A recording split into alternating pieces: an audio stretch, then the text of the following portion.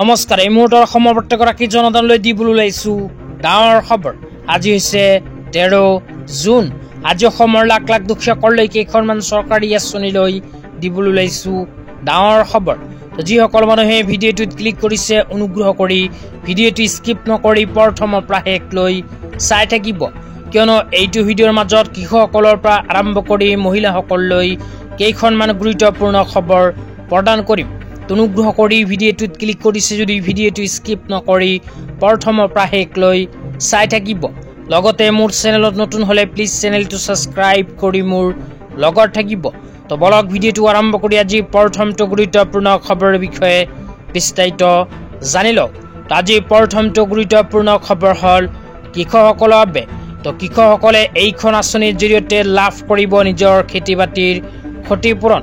লগতে যিসকল কৃষকে আগতীয়াকৈ আবেদন কৰিছিল সেইসকল কৃষকে ইতিমধ্যে 2000 টকাৰ পৰা আৰম্ভ কৰি 50,000 টকা পৰ্যন্ত লাভ কৰিছে। তো আপোনালোকে যদি লাভ কৰিব বিচাৰে তেন্তে কেনেকৈ পাব সেয়া আপোনালোকক এতিয়া বিতংভাৱে জনাই দিম। অনুগ্ৰহ কৰি ভিডিঅ'টোত ক্লিক কৰিছে যদি স্কিপ নকৰি চাই থাকিব।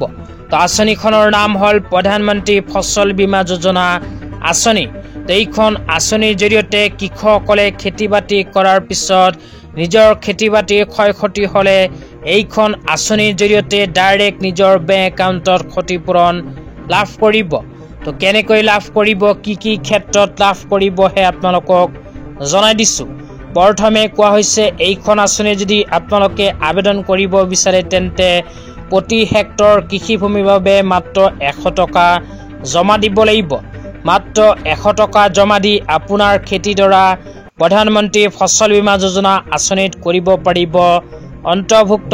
তো এইখন আঁচনিত আবেদন কৰাৰ পিছত যদি আপোনাৰ খেতিডৰা খৰাং, বানপানী, পোক পৰুৱা, বেমাৰ, শিলাবৃষ্টি, ভূমিস্খলন, বজ্ৰপাত, অগ্নিপুঞ্জ, ধুমুহা, তুষাৰ, ঘূৰ্ণী বতাহ, ধূলিময় ধুমুহা, জলমগ্ন, প্লাৱন, ইয়াৰ লগতে কোৱা হৈছে মেঘৰ বিস্ফোৰণ আদিৰ ফলত যদি আপোনাৰ খেতিডৰাৰ ক্ষয় ক্ষতি হয় তেন্তে চৰকাৰৰ ফালৰ পৰা লাভ কৰিব ক্ষতিপূৰণ।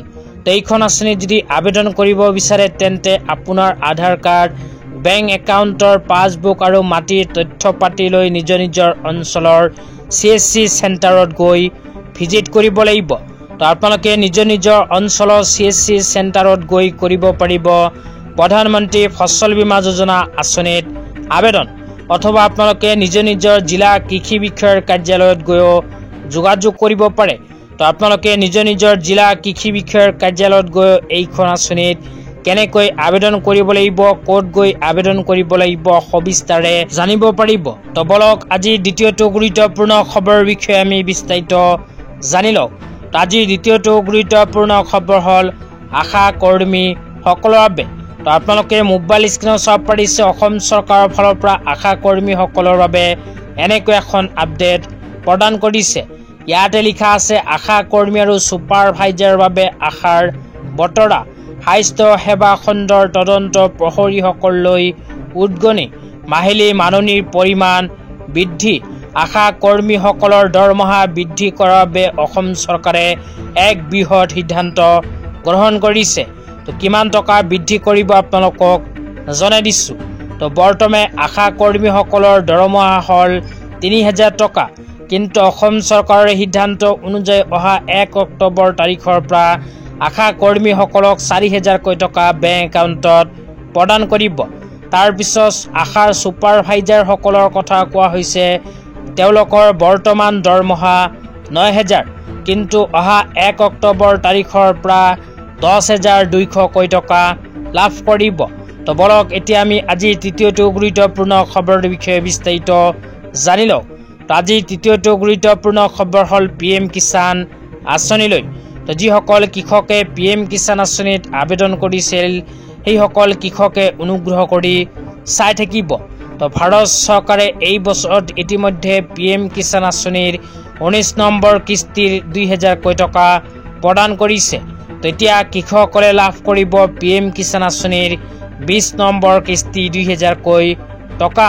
তো 20 নম্বৰ কিস্তি 2000কৈ টকা কেতিয়া প্ৰদান কৰিব এই বিষয়ত বহুকেইখন নিউজ পৰ্টেলৰ ফালৰ পৰা আপডেট প্ৰদান কৰিছে যে 40 জুন মাহৰ ভিতৰতে কৃষকসকলে লাভ কৰিব PM কিষাণ আঁচনিৰ 20 নম্বৰ কিস্তিৰ ধন। তো আজি ইমানেই। ভিডিঅ'টো চাই কেনে পালে নিশ্চয় কমেণ্ট কৰি জনাই দিব। তো ধন্যবাদ।